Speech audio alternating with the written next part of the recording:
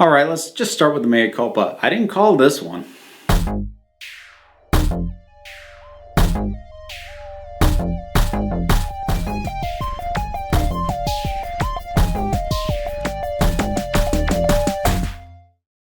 So, that Snyder Cut thing, the thing that certain people at least, have been going on about for a while, including Zack Snyder himself, and that I said if we are ever going to see it, it's not going to be in a truly properly finished state. Looks like I was wrong about that. So, basically, what got dropped today, well, today at the time of filming, it'll be 2 days ago when I get this video out, but apparently, Warner Brothers is going to do what a lot of people either already thought they were going to do, or have been pressuring them in whatever way they felt they could get away with doing, which is to release the Snyder Cut of Justice League onto HBOMax. Now, it's not coming out till next year, which should give you an idea of how much work needs to be done at it. So at the very least, I feel vindicated in my assertion before of the Snyder Cut is not a finished film that they are just denying us to be able to see. The thing needs work. It needs apparently about a year's worth of work. So at least I was right about that part. So I don't want to recount the entire story too much. Long story short, Zack Snyder, director of Batman v Superman and Man of Steel, originally began directing Justice League. He came off the project after its initial round of shooting because of a personal tragedy. There is debate and some contention behind the scenes as to whether he was pressured to leave the project anyways, but I don't want to get into that. Regardless, he left the project and did not come back to finish it. It was finished by Joss Whedon, who oversaw reshoots and all of post-production. And the reshoots turned out to be a lot more extensive than just the standard pickups that would have been the case for most films to be coming in for reshoots. And it looked like Whedon did a fairly serious attempt at restructuring it, which is very evident if you have seen the finished film of Justice League. It feels very much like something started by one person and then finished by another, and these two people do not have the same sensibilities when it comes to storytelling. It has that feel on it. And ever since then, people have been saying, we want to see the Zack Snyder cut. There was a lot of question for a while whether or not such a cut even exists. Zack Snyder himself fed the fires on that as to why he did that. I actually talked about it in the video. I talked about this previously.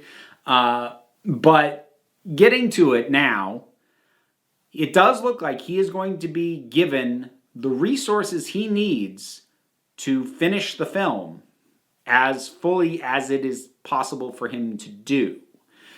So that means he is going to be granted all the footage that he shot but never got used. He'll be allowed to go in there and edit it, cut it together. Word is that any unfinished effects, which is going to be a lot of unfinished effects, will be completed and new score will be done. That's a lot of work. And it's work that I didn't think was ever going to happen. What I said before, and what has always been my assumption, is if we ever saw this at all, that it would be a work print. It would be something that isn't truly a finished film, not as mainstream audiences understand them at any rate. So I never thought Warner Brothers would actually put the money into it that is necessary to finish the thing. How much money is that? It's Hollywood, so it's anybody's guess. The word is that they are budgeting somewhere between $20 and $30 million to assist Zack Snyder in finishing this. If I were to guess, the actual price tag's probably going to come closer to 50, but that's me not having an inside source, but it's based off the fact that virtually all of these DC movies have cost them more than they are willing to admit spending. So I'm not expecting that streak to break anytime soon. So why? The first thing I found myself wondering is why?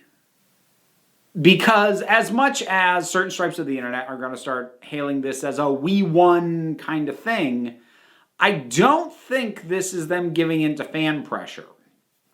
I actually think this was something that had probably been talked about internally at Warner Bros. For a while.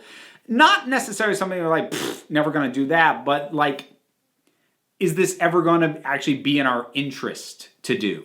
Because like I said in my previous video, the expense of finishing this thing up is probably more than they will make by releasing it in any state. And it is actually an extra oddity releasing it on HBOMax, especially this far after the launch window, because that's unlike video on demand, which one wonders if it'll get that too. But if it's getting put on HBOMax, probably not. It's probably there to push the service. Releasing on video on demand, like something like Trolls World Tour was, you can get straight up purchases on that. Whereas HBOMax, it's a lot harder to nail down how much money you actually generated by it. You can look at viewing numbers and whatnot, but it's a subscription service. So you have no way of knowing if people subscribed for the purposes of seeing it or are just watching it because they were already subscribed and, okay, I'll watch this. And just raw financial profit generation, it's harder to track down what kind of income it's going to bring them, releasing it that way. But here's the thing. I think the scales got tipped because of COVID-19 and the lockdown. And what I mean by that is virtually every television and movie production has been shut down for a while. Now, we aren't going to feel the full ripple effects of this for a little bit because there were obviously some things that had already been shot and have been getting released. Movies are just kind of on hold. So, once movie theaters start opening up again, a lot of movies that would have come out by now are going to start coming out.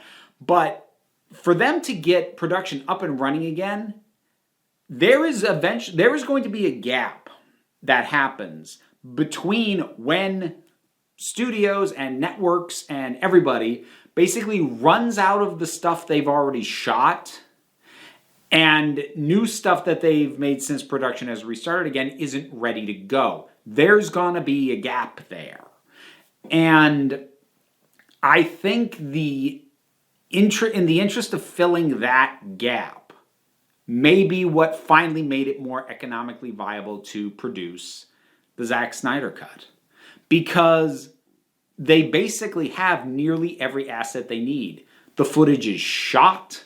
The director's on board. Yes, they'll have to bring in, effects work and other stuff, but that is more viable to do in the current situation than things like principal photography, which becomes incredibly compromised. I mean, some TV shows are trying to pick up production again, and they're having to change the entire way that scripts are even written because they can't have things like fight scenes and makeout scenes because they need to keep people at distance as much as possible.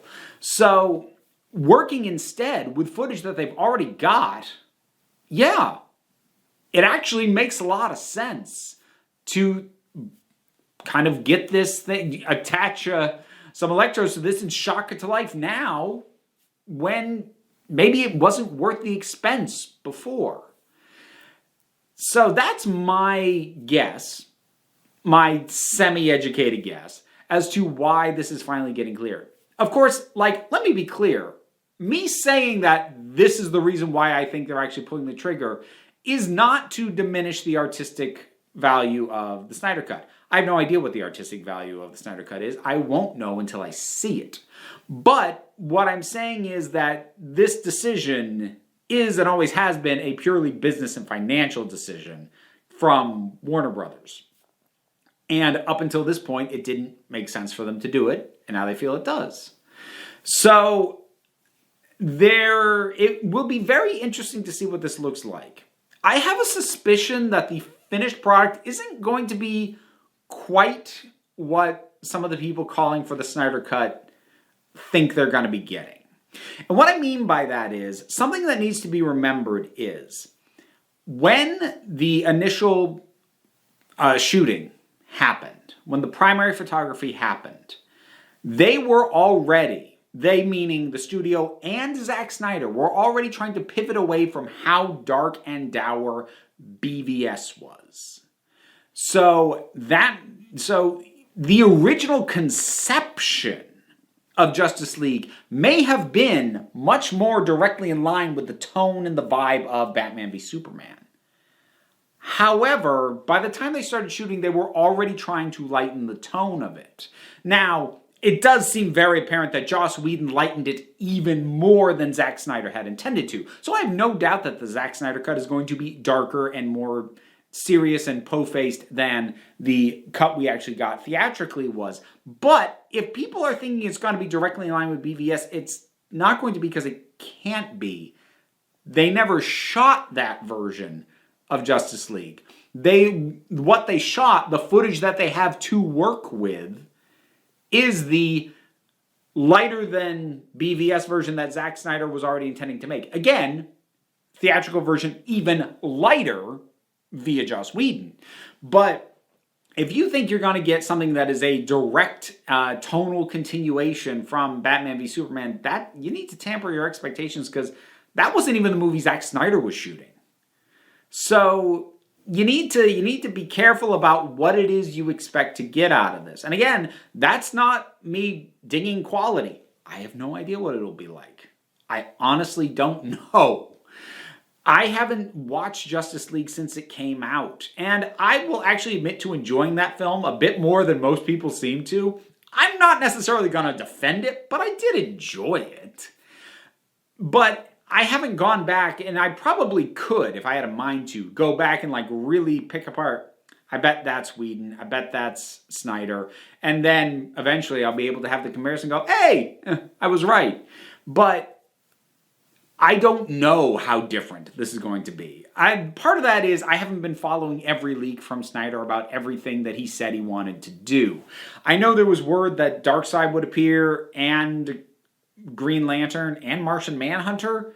I don't know if all of that's going to be in there, because, like, especially with something like Martian Manhunter, if I remember correctly, we saw like sketches and concept art, but nothing representing that anything was shot. And that's the big thing here. They're going to have to make this movie out of the existing footage. Maybe they can get a very limited amount of additional photography, but it's not going to be massive. It can't be. A lot of productions are still shut down, and there's still a lot of concerns. Aside from the fact that if they want to get this turned around in the time frame that they do, they can't spend it shooting a bunch of new stuff. For my money, they'll probably bring in some of the principal actors to redub lines and to possibly get a couple of pickup shots in front of a green screen for corrections like that. But this is not going to be major reshoots. So characters that were maybe conceived but never shot to appear, like I expect Martian Manhunter to be, probably aren't going to be in this.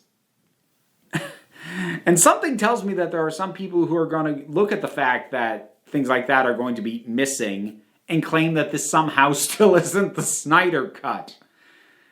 I don't know. That's part of what I'm both going to be curious and terrified to see. I'm going to be curious to see the film. I am going to be terrified at the reaction when I review it, because I have to be honest, odds are I probably won't like it that much. I didn't really like Man of Steel, and I really didn't like Batman v Superman. So if it's in line with those, even if it is slightly lighter, I'm probably not going to like it. So I'm not looking forward to the reaction to that. And I'm going to be both curious and terrified to see what the response from the people who've been calling for the Snyder Cut is. How much they get behind it, how much they vouch for its authenticity, how much will they attempt to, gloss over things that maybe don't line up with what they said they wanted before. I don't know. I have absolutely no idea. I'll be curious to see. But it's going to be a little while. 2021. Snyder Cut. What do you think about all this? Whatever your thoughts are, drop something down about the comments. Let's talk about it. Usual stuff. You know what it is. Like, subscribe. I got a Patreon. I got social media, other channels, etc. Links in the description. Click on them or don't. You don't have to. End of the day, you're the council. I'm just running the meetings. And until next time, this council is adjourned.